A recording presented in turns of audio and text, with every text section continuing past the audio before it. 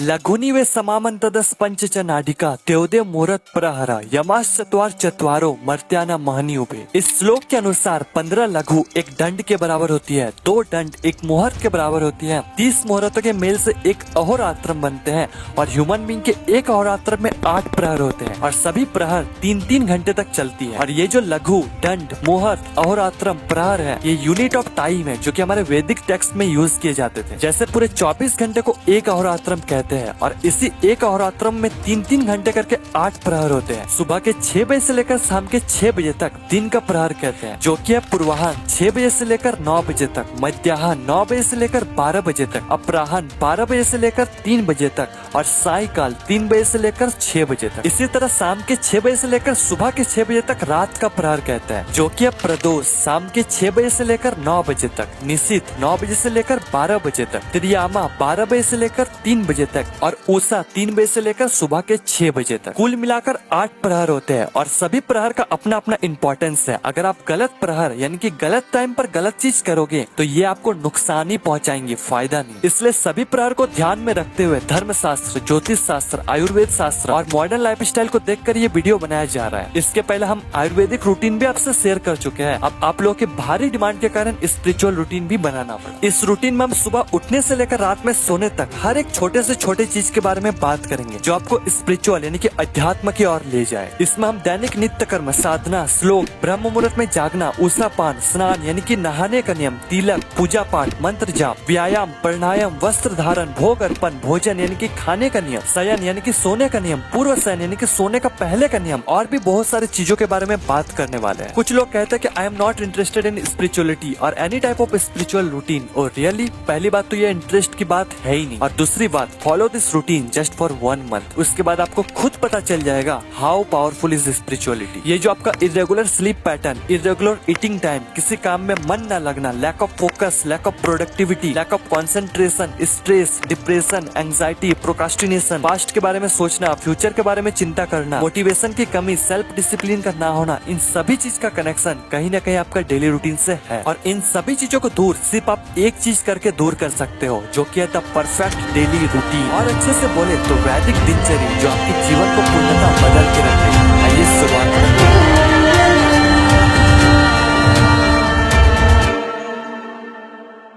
सबसे पहले इस रूटीन को 4 पार्ट में डिवाइड करते हैं। पहला प्रभातचर्या, इसमें हम दिन की शुरुआत करेंगे। दूसरा साधनाचर्या, इसमें हम उन सभी साधनाओं को प्रैक्टिस करेंगे जो हमारी स्पिरिचुअल लाइफ को और स्ट्रांग बनाएगी। तीसरा दिनचर्या, इसमें हम उन सभी चीजों के बारे में बात करेंगे जिससे हमारा पूरा दिन हेल्थी, प्रोडक्टिव और एनर्जेटिक हो। और चौथा रात्रिचर्या, इसमें हम रात के बारे में स्पेशली स्लीप यानी कि नींद के बारे में बात करेंगे। अब इतने सारे चीज को एक वीडियो में बता पाना इम्पॉसिबल तो नहीं, बता सकते हैं, लेकिन इससे होगा कि इतने सारे चीज को देखकर ही आप डर जाओगे, करना तो दूर की बात है। इसलिए इसे हम 4 पार्ट में डिवाइड कर रहे हैं। इस वीडियो में प्रभातचर्या के बारे में बात करेंगे, फिर पार्ट 2 में साधनाचर्या, तीसरा दिनचर्या और चौथा रात्रिचर्या। इस वीडियो में हम संपूर्ण प्रभातचर्या के बारे में बात करेंगे। मैं हर चीज को करने में कितना समय लगेगा ये भी बताऊंगा, साथ ही हम एग्जाम्पल के लिए खुद से रूटीन भी बनाएंगे जैसे देखकर आप फॉलो कर सकते हो। शुरुआत करते हैं सुबह उठने से कि एक्चुअल में हमें उठना कब चाहिए। अगर प्रहर की बात करें तो उषा प्रहर में, अगर मुहूर्त की बात करें तो ब्रह्म मुहूर्त में और अगर समय की बात करें तो 3 बजे से लेकर 6 बजे तक हमें उठ जाना चाहिए। अब ऐसा क्यों? एज वी ऑल नो हमारा बॉडी पंच महाभूत यानी कि पृथ्वी, जल, वायु, आकाश और अग्नि के मेल से बना हुआ है और इन्हीं पंच तत्वों के आपस के मेल से हमारी बॉडी के 3 मुख्य दोषा का निर्माण होता है। जब वायु और आकाश का मेल होता है तब वात दोष का निर्माण होता है। वात दोष हमारी बॉडी में मूवमेंट की कार्य करती है। ये 2 बजे से लेकर 6 बजे दिन रात दोनों टाइम सबसे ज्यादा डोमिनेंट रहता है। जब जल और अग्नि का मेल होता है तब पित्त दोष का निर्माण होता है। पित्त दोष हमारी बॉडी में एनर्जी देने का कार्य करती है। ये 10 बजे से लेकर 2 बजे के बीच डोमिनेंट रहता है। और जब जल और पृथ्वी का मेल होता है तब कफ दोष का निर्माण होता है। कफ दोष हमारे बॉडी में लुब्रिकेशन का कार्य करती है। ये 6 बजे से लेकर 10 बजे के बीच डोमिनेंट रहता है। अकॉर्डिंग टू आयुर्वेदा जब हमारे बॉडी में सबसे ज्यादा कफ दोष डोमिनेंट होता है तब हमें सो जाना चाहिए यानी कि 9-10 बजे के बीच। और जब हमारे बॉडी में सबसे ज्यादा वात दोष डोमिनेंट होता है तब हमें उठ जाना चाहिए यानी कि 4 से 6 बजे के बीच। और इसी दौरान ब्रह्म मुहूर्त की स्टार्टिंग होती है, इसलिए शास्त्रों में ब्रह्म मुहूर्त में उठने की सलाह दी जाती है। अगर आपको ब्रह्म मुहूर्त के एग्जैक्ट टाइम कैलकुलेट करना है तो सिंपली आपको कोई भी सर्च इंजन पर सर्च करना है sunrise time in your location. जैसे मैं सर्च करता हूँ सनराइज टाइम इन नैनीताल, तो जो भी सनराइज का टाइम है उससे 1 आवर 36 मिनट सब्ट्रैक्ट कर देना है। जो भी टाइम आया वही ब्रह्म मुहूर्त के स्टार्टिंग का टाइम। अब सबसे बड़ा चैलेंज हमारे सामने ये आता है कि हम ब्रह्म मुहूर्त में उठ तो जाते हैं पर हमें समझ ही नहीं आता कि उसके बाद करें क्या। तो आज हम उसी के बारे में बात करेंगे कि ब्रह्म मुहूर्त में जागने के बाद हमें क्या करना चाहिए। इन माय केस ब्रह्म मुहूर्त की स्टार्टिंग इस टाइम होता है और अगर आप रेगुलर बेसिस पर प्रैक्टिस करते हो ब्रह्म मुहूर्त में जागने की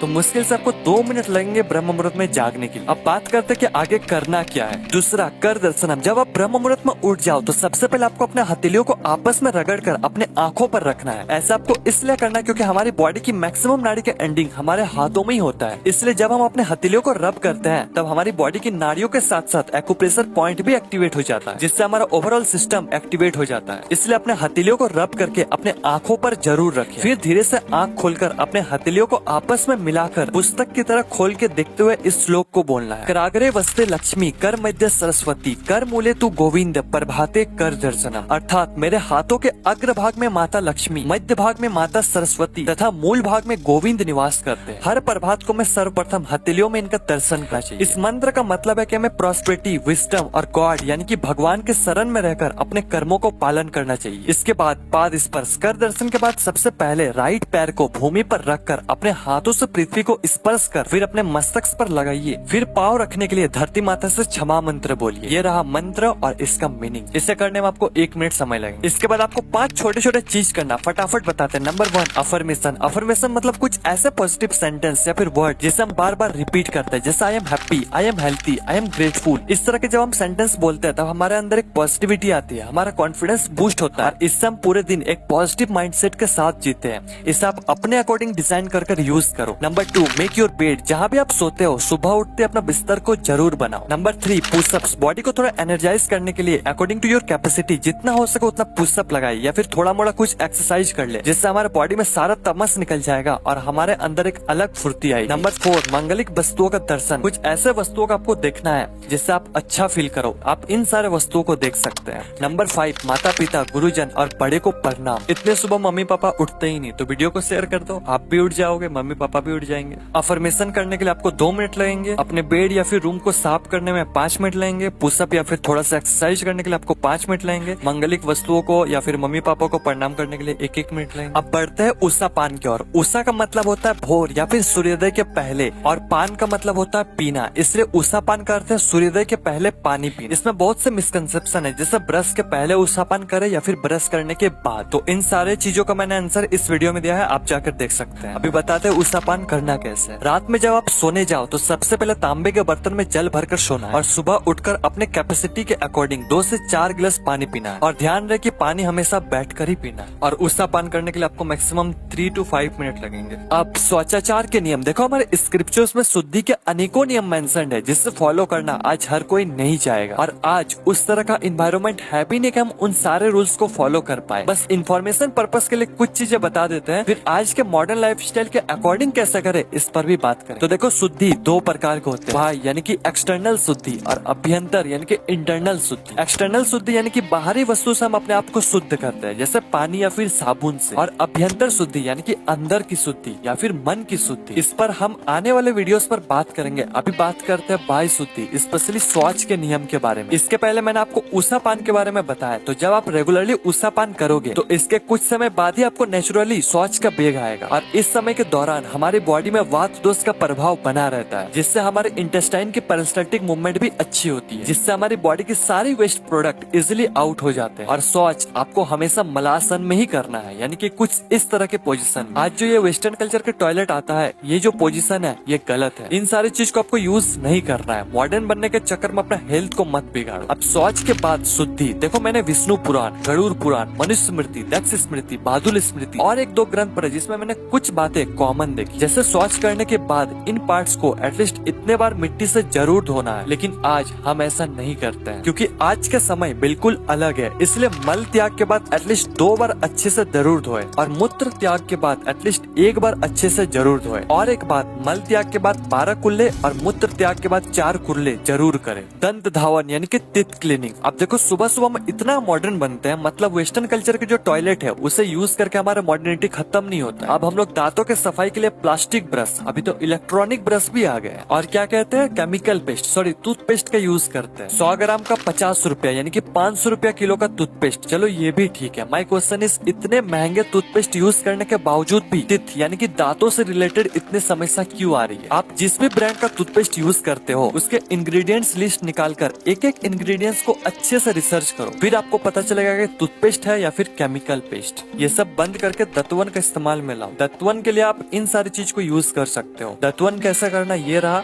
और अगर फिर भी टूथपेस्ट और टूथब्रश का यूज करना पड़ा तो आप इन बातों का ध्यान जरूर रखें। जीवा निर्लेखनम यानी कि टंग क्लीनिंग। अब फिर देखो, जिस ब्रश हम दांतों की सफाई करते हैं उसी ब्रश हम जीभ की भी सफाई कर रहे हैं। ये कहाँ का ज्ञानता है? ऐसा आपको कभी नहीं करना चाहिए। अगर आप दतवन का इस्तेमाल करते हैं तो दतवन को बीच से फाड़ कर अपना जीभ साफ करें या फिर टंग क्लीनिंग का इस्तेमाल करें। स्नान यानी कि नहाना। आप में से मैक्सिमम लोगों को बाथिंग यानी कि नहाने का एक्चुअल मेथड पता ही नहीं। आपको लगता है कि इस नहाने से क्या फायदा, लेकिन डीप एंड पर बहुत से ऐसे काम होते हैं जिसके बारे में आपको शायद ही पता होगा। जैसे नहाने के बाद हम इतना ज्यादा रिलैक्स फील कैसे करते हैं, क्योंकि नहाने के दौरान हमारे बॉडी की पैरासिम्पैथेटिक सिस्टम एक्टिवेट हो जाती है, जिससे हमारा स्ट्रेस, डिप्रेशन, एंजाइटी का लेवल कम होने लगता है। इसलिए हमारे शास्त्रों में स्नान को इतना ऊंचा स्थान दिया गया है। और अगर आप गलत तरीके से नहाते हो तो इससे हमारा पूरी ओवरऑल हेल्थ पर इफेक्ट पड़ता है। इसलिए आज हम बाथिंग यानी कि स्नान के रिलेटेड कुछ ऐसे सीक्रेट्स के बारे में जानेंगे जिसके बारे में आपको शायद ही पता हो। स्क्रिप्चर में 4 तरह के स्नान के बारे में डिस्क्राइब किया गया है। सुबह 4 बजे से लेकर 5 बजे के बीच यानी कि ब्रह्म मुहूर्त के दौरान किया गया स्नान को मुनि स्नान कहते हैं। 5 बजे से लेकर 6 बजे के बीच किया गया स्नान को देव स्नान कहते हैं। 6 बजे से लेकर 8 बजे के बीच किया गया स्नान को मानव स्नान कहते हैं। और 8 बजे के बाद किया गया स्नान को राक्षस स्नान कहते हैं। इसलिए जितना पॉसिबल हो सके 8 बजे से पहले ही स्नान जरूर कर ले। अब स्नान के भी अलग अलग क्लासिफिकेशन है। शास्त्रों में इन 5 तरह के स्नान के बारे में बात कही गई है। अब स्नान कैसे करना है इस पर बात करते हैं। सबसे पहले आपको कमर के नीचे के पार्ट्स को ढक लेना है किसी भी कपड़े से, क्योंकि संपूर्ण नग्न होकर कभी नहीं स्नान करना चाहिए। इसके बाद आपको हमेशा ऊपर से नीचे की ओर स्नान करना है, यानी कि सबसे पहले आपको मस्तिष्क पर पानी डालना है, फिर शरीर पर, फिर पैर पर। ऐसा करने से आपका मस्तिष्क का गर्मी पैर से निकल जाती है। और अगर आप पैर से शुरुआत करोगे तो आपका गर्मी मस्तिष्क पर चढ़ जाएगी। इसके बाद संपूर्ण स्नान के दौरान इस मंत्र का उच्चारण करें। अब स्नान के लिए केमिकल साबुन की जगह आप मुल्तानी मिट्टी, बेसन,